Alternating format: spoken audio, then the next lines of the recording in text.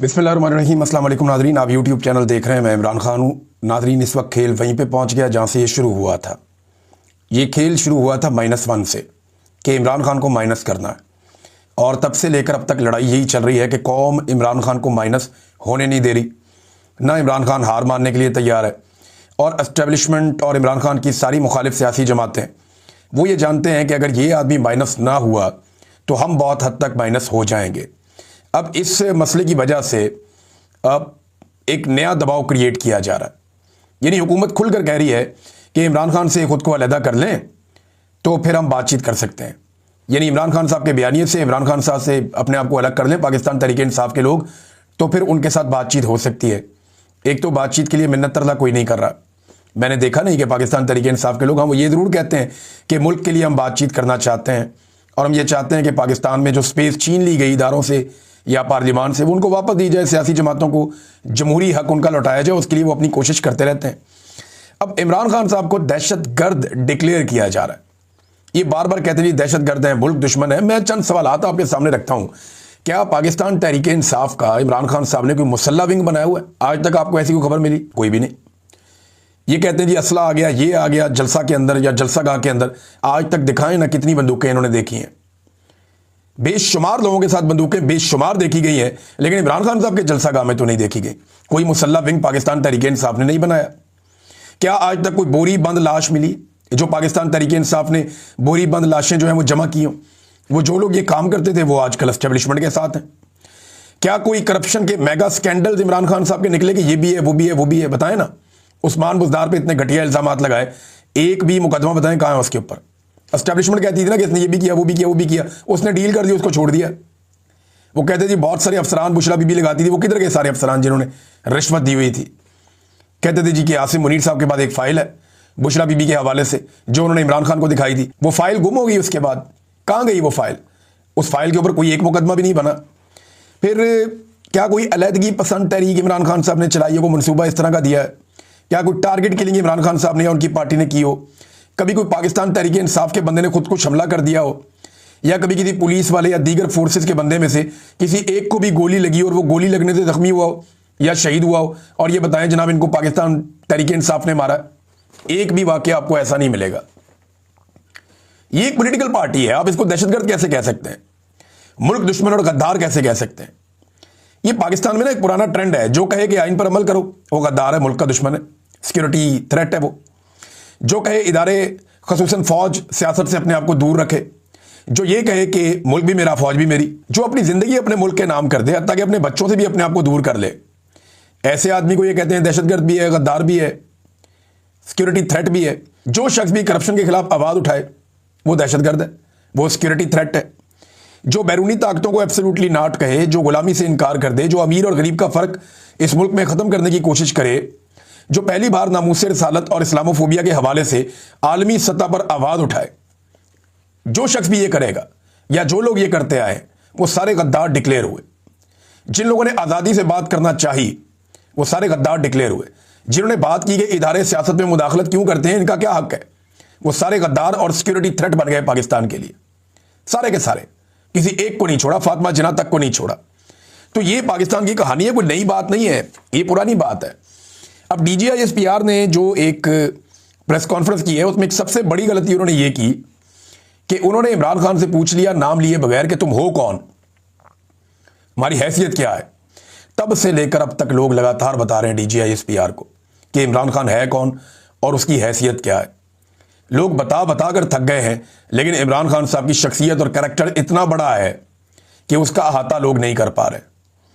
कितने सारे मैदान हैं दुनिया के जहां इमरान खान साहब ने नाम रोशन किया है, चाहे वो फ्लाई काम करने के हवाले से हो, सियासत के हवाले से हो, इस्लामोफोबिया के हवाले से हो, नामूस रिसालत के हवाले से हो, एक लोगों को मोटिवेशन देने के हवाले से हो। यानी इमरान खान साहब ने लीडर की तमाम औसाफ उन्होंने बताया कि वो एक बड़ा लीडर है। पाकिस्तान के अंदर कोई आदमी इनका मुकाबला नहीं कर सकता, चाहे किसी इदारे में बैठा हुआ है या किसी सियासी जमात में बैठा हुआ है। तो तब से लेकर अब तक लोग DGISPR को लगातार इतने दिनों से बता ही रहे हैं कि ये है इमरान खान, ये है इमरान खान, ये है इमरान खान, और सोशल मीडिया इससे भरा पड़ा। मैंने नादरीन एक सर्वे करवाया सोशल मीडिया पे, ये बड़ा इंपॉर्टेंट सर्वे है। इस सर्वे में मैंने सवाल पूछा कि क्या फील्ड मार्शल आसिम मुनीर साहब पे इमरान खान साहब जो तनकीद करते हैं, क्या वो तनकीद पाकिस्तान के ऊपर है या पाकिस्तान की पूरी फौज के ऊपर है या आसिम मुनीर साहब के ऊपर है? क्योंकि जितने भी लोग इमरान खान साहब के मुखालिफिन हैं वो ये कहते हैं इमरान खान ने फौज पे हमला कर दिया, इमरान खान ने रियासत पे हमला कर दिया। वो कहते हैं जी इमरान खान ने पाकिस्तान पे हमला कर दिया। हमने सर्वे करवा लिया। इसमें मैंने सर्वे जो करवाया ना एक नए तरीके से करवाया, क्योंकि आजकल बॉट्स हैं, आजकल जाली तरीके से अगर आप सवाल जवाब पूछें तो वो ऑप्शन को करके और उसके अंदर से वो अपनी वोटिंग करवा लेते हैं, जाली वोट भी पड़ जाते हैं सर्वेस के अंदर। ये नया तरीकाकार है। ट्रेंड एक चल रहा होता है, अचानक से एकदम बहुत सारे वोट्स पड़ते हैं तो ट्रेंड को चेंज करते हैं। लिहाजा एक नया तरीका है, आप इससे भी सर्वे करवाया करें। इसमें आप ऑप्शन दे दें 1 और 2 और लोगों से कहेंगे कमेंट के अंदर लिखें। मैंने लगभग कोई 650 के करीब कमेंट्स पढ़े हैं, अभी तक 650 कमेंट्स आए जब मैं वीडियो रिकॉर्ड कर रहा हूं कि लोगों ने कौन सा ऑप्शन लिया। मैंने कहा जिन लोगों को यह लगता है कि आसिम मुनीर साहब पे तनकीद करना, पाकिस्तान पर तनकीद करना और फौज पे तनकीद करना है वो कहें हां, और जिन्हें लगता है कि आसिम मुनीर पर तनकीद करना, पाकिस्तान पर तनकीद करना और फौज पर तनकीद करना तो आप नहीं का ऑप्शन भी ले सकते हैं। तो हैरत अंगेज तौर पे सब लोगों ने नहीं का ऑप्शन लिया। मुझे सिर्फ 3 लोग मिले हैं जिन्होंने हां का ऑप्शन लिया, यानी 1 को चूज किया। 3 लोग मिले हैं लगभग 600 लोगों में से, आधा फीसद बनता है। यानी आधा फीसद पाकिस्तानियों को यह लगता है इस सर्वे के मुताबिक कि इमरान खान साहब जो तनकीद करते हैं फील्ड मार्शल आसिम मुनीर पर, यह पाकिस्तान के खिलाफ है ये बात, या पाकिस्तान की फौज के खिलाफ है ये बात। और भाई ये तो फौज के हक में है कि फौज का सियासत के लिए इस्तेमाल बंद किया जाए। इमरान खान साहब ये कहते हैं आसिम मुनीर साहब को, ये तो फौज के हक में खिलाफ कैसे हो गया? तो पाकिस्तानी भी यही सोचते हैं। 99.5% पाकिस्तानियों ने कहा कि नहीं, ये सिर्फ आर्मी चीफ पे तनकीद इमरान खान कर रहे हैं, उनकी गलत पॉलिसियों पे तनकीद कर रहे हैं। इस तनकीद का कोई पाकिस्तान के ऊपर असर नहीं है, ये रियासत के खिलाफ नहीं है, ये कोई फौज के खिलाफ साजिश नहीं है। अब 3 लोग कौन है जिन्होंने उल्टा वोट डाल दिया, जिन्होंने कहा नहीं ये फील्ड मार्शल पे तनकीद, पाकिस्तान पे तनकीद है? इनमें एक मोहम्मद उबैद सरफराज है, इनके टोटल 23 फॉलोअर्स हैं। 2022 में इन्होंने अकाउंट बनाया था। और एक इमरान सादिक साहब हैं, इनके 112 फॉलोअर्स हैं, 2014 में इन्होंने अकाउंट बनाया था। एक अर्तुगरुल बे साहब है, इनका ये फेक अकाउंट है, 172 इनके फॉलोअर्स हैं और 2023 में इन्होंने अकाउंट बनाया था। बस इन लोगों ने किया। और किसी साबिर भाई ने एक बड़ा जबरदस्त सर्वे करवाया, साबिर शाकिर साहब ने सवाल पूछा कि आपके ख्याल में DGISPR किसके तर्जुमान है? ये DGISPR साहब को इसके बारे में सोचना चाहिए, क्योंकि इदारे के अंदर भी जो हमें इतला मिली है वो ये है कि बड़ा सख्त रिएक्शन है और बहुत सारे लोग सर पकड़ के बैठे हुए कि DGISPR ने किया क्या, इदारे के ऊपर इतना बड़ा खुदकुश हमला कर दिया। पूरे इदारे की जो एक इमेज है जिसको बड़ी मुश्किल से इदारा संभालता है, अव्वल तो वो इमेज जब इन्होंने जो हरकतें की हैं उसकी वजह से पूरे इदारे की खराब हुई है।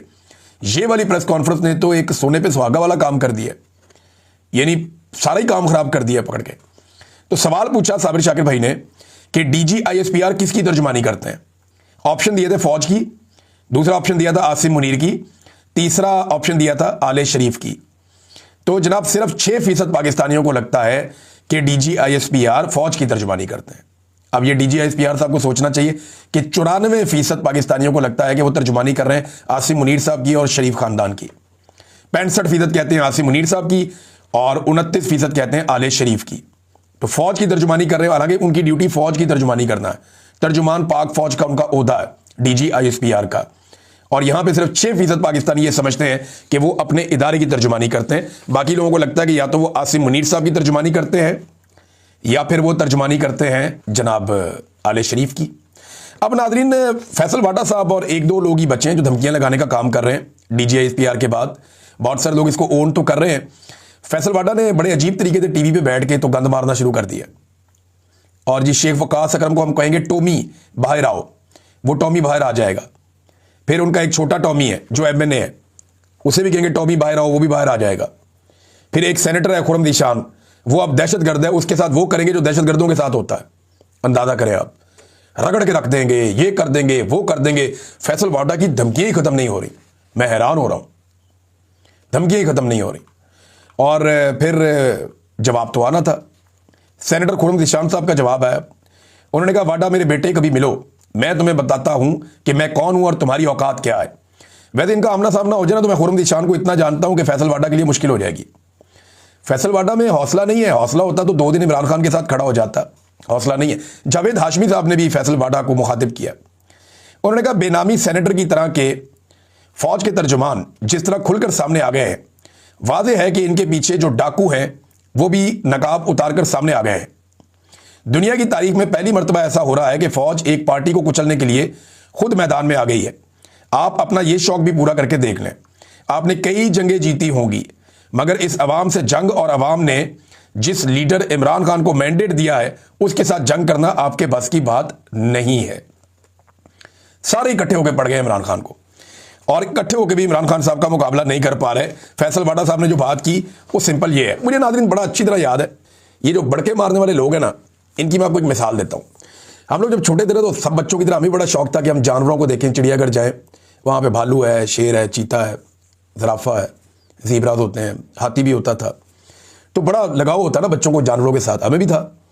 तो हम अपने पेरेंट्स से ज़िद करके, बाकी बच्चे भी सारे, हम लोग जाते थे चिड़ियाघर। लाहौर में रहते थे, वहाँ जाते थे देखने के लिए, छोटे छोटे होते थे। तो तब ना कई ऐसे लोग आ जाते थे जो बड़े ओछे काम कर रहे होते थे, बहुत अजीब, ऐसे जैसे कि सबका सुकून उन्होंने ख़राब किया होता था चिड़ियाघर में। कभी बंदर को छेड़, कभी हाथी को छेड़, कभी इस जानवर को छेड़। हालांकि जगह जगह लिखा होता है कि आपने इन जानवरों को छेड़ना नहीं है। तो जो बब्बर शेर का पिंजरा था ना, उसके बाहर बहुत रश लगा हुआ होता था। ये मैं अपने बचपन का आपको वाकया सुना रहा हूँ। तो वहाँ पे ना ये बहुत सारे लोग आए हुए थे, ये अब खड़े हो गए वहाँ पे। ये गंवार किस्म के लोग थे, इन्हें अकल मौत कोई नहीं थी, फैमिलीज को देखने भी नहीं दे रहे थे, और वहाँ पे इन्होंने इकट्ठे जुमगट्टा लगा दिया। आवारा किस्म के लोग थे। शेर को कोई मुंह चढ़ा रहा है, कोई उसे आवाज़ निकाल रहा है, कोई कुछ कर रहा है, कोई कुछ कर रहा है। ये मेरा अपने आंखों देखा वाकया है। मैं छोटा सा था, मैंने देखा कि शेर काफ़ी देर तक ना वहाँ बैठा रहा, लेटा रहा। ये उसको कभी मुंह चढ़ाए, कभी आवाज़ निकाले, कभी कुछ करे। एक लड़का तो ऐसा बदतमीज़ था, वो छलांग मार के अंदर जाकर उसको हाथ लगा के पिंजरे को वापस आ गया। डबल पिंजरा है ना, और वो बड़ी अजीब अजीब हरकतें कर रहे थे। एक बंदे ने पानी मुंह में डाल के उसने कुर्ली भी की। तो हम ये सोच रहे थे किसी को शिकायत लगाएं, ये क्या हरकतें कर रहे हैं। छोटे छोटे होते थे हम।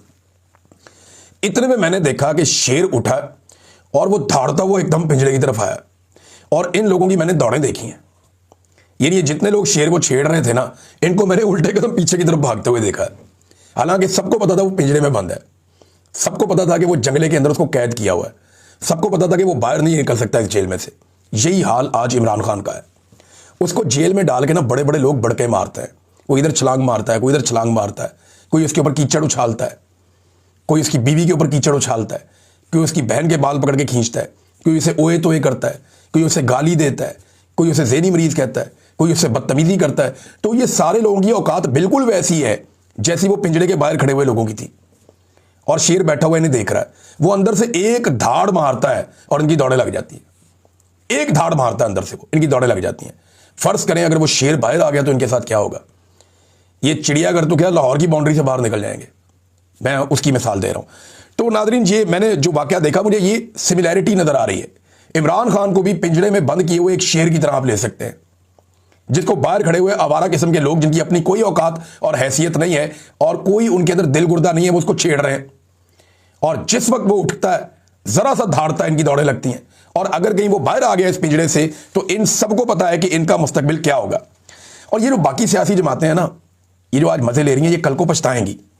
जिस तरह इमरान खान साहब अपनी जिंदगी में अपनी चंद गलतियों पर पछताते रहे ना, इस तरह ये लोग बहुत पछताएंगे, बल्कि इनको पछताने का मौका भी नहीं मिलेगा। वजह यह है कि इमरान खान साहब ने तो कैलकुलेटेड मिस्टेक्स की थी। इन्होंने तो तबाहियां ही फेर दी हैं, इन्होंने तो सारी लिमिट्स ही क्रॉस कर दी हैं, और इस लेवल की लिमिट्स क्रॉस की हैं कि इनके पास कल को कोई जस्टिफिकेशन रहेगी भी नहीं। अब कल मंगल है, आज मंडे है, कल मंगल का दिन है, दोबारा इमरान खान साहब की बहनों की मुलाकात का दिन है। पिछली मरतबा बहुत बड़ी तादाद में लोग गए थे मुलाकात करवाने के लिए, खासतौर पर पंजाब से बहुत बड़ी तादाद में लोग निकले थे। अब टाउट्स धमकियां लगा रहे हैं पहले से ही कि मुलाकात नहीं होनी इमरान खान की, हम करवाने नहीं देंगे मुलाकात। और ऑब्वियस है, जिस तरह का स्टेटमेंट इमरान खान साहब ने दिया, उसके बाद मुलाकात होना थोड़ा मुश्किल है। लेकिन पेशावर का जलसा बड़ा कामयाब हुआ।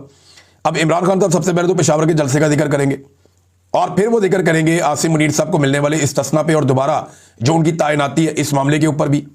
लिहाजा कोशिश शायद की जाए कि इमरान खान साहब की बहनों को ना मिलने दिया जाए। अब डिपेंड करता है कि कारकुन कितना दबाव बढ़ा सकते हैं या बना सकते हैं। ये फैसल वाडा ने और बाकी लोगों ने जो टाउट्स हैं, इन्होंने दावा किया कि बहुत दूर यहां जेल से रोक दिया जाएगा, नहीं जाने